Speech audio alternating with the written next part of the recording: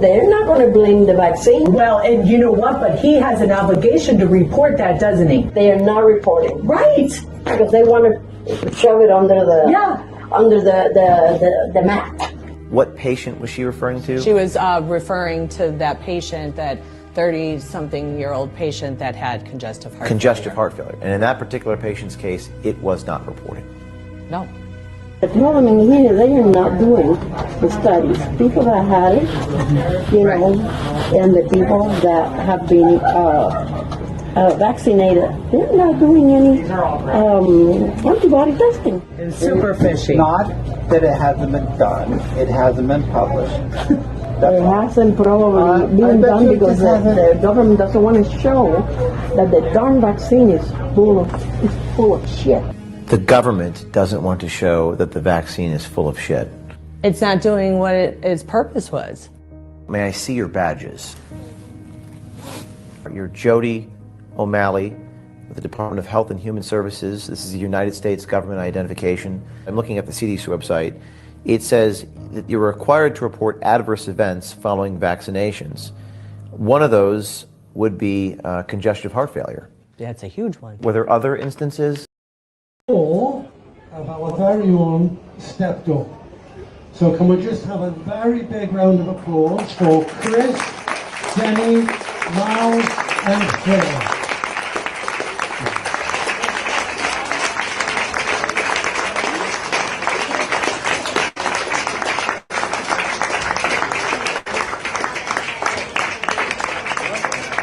I'll just ask Chris first of all, did you get your car back? All right, okay. Chris was arrested and had his car impounded, so he's only just got that back now. And Phil, yeah? We raise our vaccination rate, protect ourselves and others with masking, expanded testing, and identify people who are infected. We can and we will turn the tide on COVID-19. It'll take a lot of hard work. It's going to take some time. Many of us are frustrated with the nearly 80 million Americans who are still not vaccinated, even though the vaccine is safe, effective, and free. While the vaccines provide strong protection for the vaccinated, we read about and hear about and we see the stories of hospitalized people on their deathbeds among the unvaccinated over the past few weeks. This is a pandemic of the unvaccinated. The unvaccinated overcrowd our hospitals, are overrunning emergency rooms and intensive care units, leaving no room for someone with a heart attack or pancreatitis or cancer. This is not about freedom or personal choice. It's about protecting yourself and those around you, the people you work with, the people you care about, the people you love. My job as president is to protect all Americans.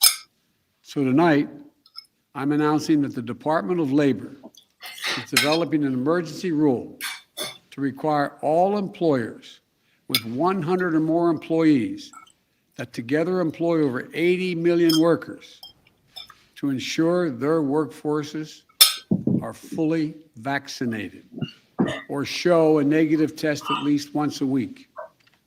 Some of the biggest companies are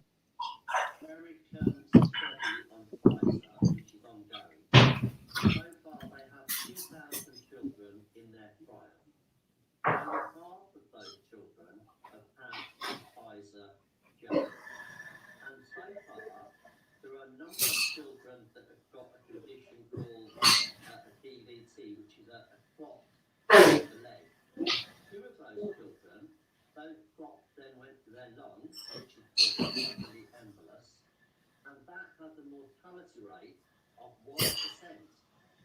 If we vaccinate all 5 million students in the UK, that could result in 100 children's deaths. That's really strange because I was just doing the maths as you said all that, and I got to 10 deaths because it's 1 in a million.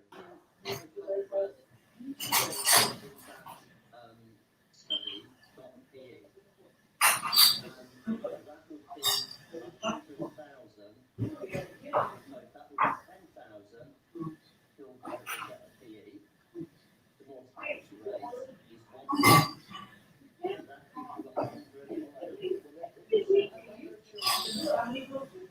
doesn't work.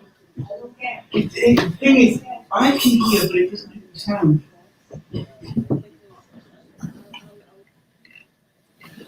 Okay, very quietly.